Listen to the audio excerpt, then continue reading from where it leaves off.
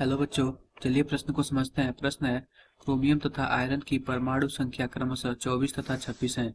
निम्नलिखित में से कौन सा अणु चुंबकीय है? विकल्प ए दिया हुआ है, बी दिया हुआ है, सी दिया हुआ है और डी दिया हुआ है। तो बच्चों, सबसे पहले हम प्रश्न की मुख्य अवधारणा को समझते हैं कि प्रश्न की मुख्य अवधारणा क्या है।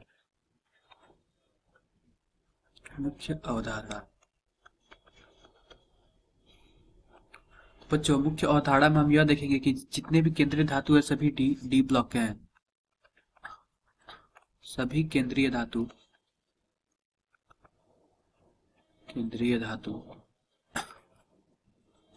डी ब्लॉक के हैं। डी ब्लॉक के हैं। अणु चुंबकीय होने के लिए अणु चुंबकीय होने के लिए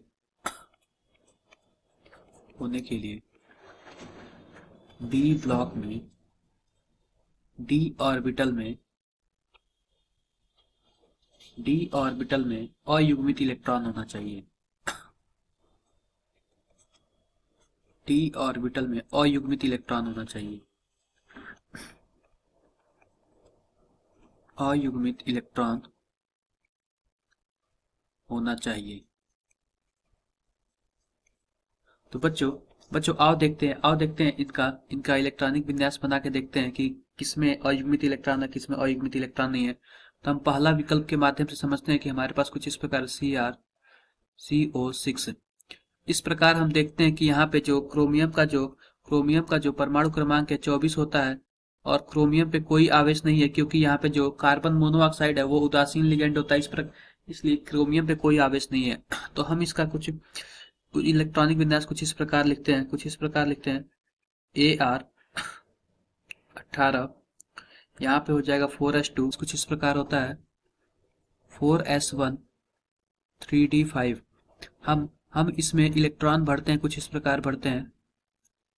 इस प्रकार इसमें इलेक्ट्रॉन भरते हैं। ये तो 3d का हो गया 3d5 और ये हो गया 4s। जिस प्रकार बच्चों सब में इलेक्ट्रॉन होता है, लेकिन यहाँ पे जो कार्बन मोनोऑक्साइड होता है वह प्रबल वैद्युत क्षेत्र लिगेंड होता है, जिसकी वजह से पश्च युग्मन करा लेता है और कुछ इस प्रकार इलेक्ट्रॉन सभी आ जाते हैं। और ये सब खाली हो जाता है। तो बच्चों आओ दूसरे विकल्प के माध्यम से समझते हैं कि दूसरा विकल्प हमारे पास कौन है। इसमें कोई भी अयुग्मित इलेक्ट्रॉन नहीं है। हमारा दूसरा विकल्प कुछ इस प्रकार है FeCO5। तो यहाँ पे जो आयरन का ऑक्सीकरण संख्या 0 होगा, क्योंकि यहाँ पे कार्बन मोनोऑक्साइड भी एक उदासीन लिगेंड होता है। तो यहाँ पे जो आयरन का परमाणु क्रमांक 26 होता है और हम इसका इलेक्ट्रॉनिक विन्यास लिखे तो कुछ इस प्रकार लिख सकते हैं AR18 4s2 3d6 कुछ इस प्रकार हम लिख सकते हैं। तो बच्चों इसमें अगर हम डी कक्षक बनाए तो कुछ इस प्रकार हम बनाएंगे डी कक्षक। और डी कक्षक में यहाँ पे कार्बन मोनोऑक्साइड एक प्रबल क्षेत्र लिगेंड होता है, तो जो इलेक्ट्रॉन होते हैं वो पश्च युग्मन करा लेते हैं कुछ इस प्रकार करा लेते हैं। इसमें भी कोई अयुग्मित इलेक्ट्रॉन नहीं है। अगर हम विकल्प तीसरे की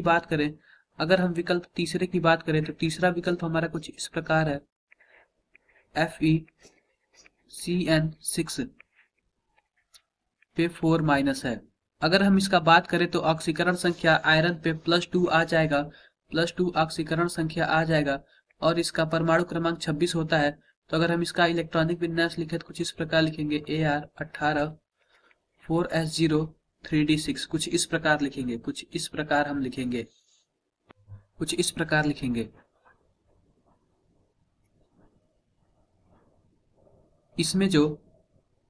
इसमें जो डी ऑर्बिटल है कुछ इस प्रकार है और इसका 4s कुछ इस प्रकार है 4s। इसका भी हम 4s बना लेते हैं। बच्चों जो ऊपर वाला जो विकल्प दूसरा है उसमें भी क्या होता है, 4s में 2 इलेक्ट्रॉन होते हैं, लेकिन पश्च युग्मन की वजह से ये भी इसमें आ जाते हैं और ये ऑर्बिटल खाली हो जाता है। विकल्प तीसरे में देखते हैं।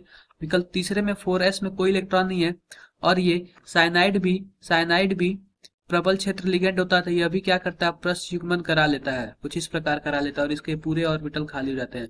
विकल्प विकल्प चौथे की बात करते हैं तो चौथा विकल्प कुछ इस प्रकार है, क्रोमियम NH3 पे 6+3। अगर बच्चों हम देखें तो जो क्रोमियम है वो भी क्या है, +3 ऑक्सीकरण संख्या में है और इसका परमाणु क्रमांक 24 होता है। अगर हम इसका इलेक्ट्रॉनिक विन्यास लिखे तो कुछ इस प्रकार लिख सकते हैं, AR18 4s0 3d3, कुछ इस प्रकार हम लिख सकते हैं। अगर हम इसके डी कक्षक भरे तो कुछ इस प्रकार हम भर सकते हैं और इसमें क्या होगा, इसमें 3 इलेक्ट्रॉन है तो हम 3 इलेक्ट्रॉन को कुछ इस प्रकार भरेंगे। बच्चों ये भी तो है प्रबल क्षेत्र लिगेंड अमोनिया, लेकिन यह पस युग्मन नहीं कराएगा, पस युग्मन नहीं कराता है। तो इस प्रकार हम देख सकते हैं कि जो विकल्प हमारा चौथा है उसमें जो अयुग्मित इलेक्ट्रॉनों की संख्या 3 है, तो यही एक है जो कि अनुचुंबकीय व्यवहार प्रदर्शित करेगा। तो इस आधार पे हमने समझा, मुख्य अवधारणा के आधार पे हमने समझा जो क्रोमियम है और अमोनिया का जो जटिल आयन है यह अनुचुंबकीय व्यवहार प्रदर्शित करता है। इस आधार पे हमारा यह उत्तर विकल्प सही है। आशा करते हैं कि आप मुख्य अवधारणा के आधार पर प्रश्न समझ आया होगा। धन्यवाद।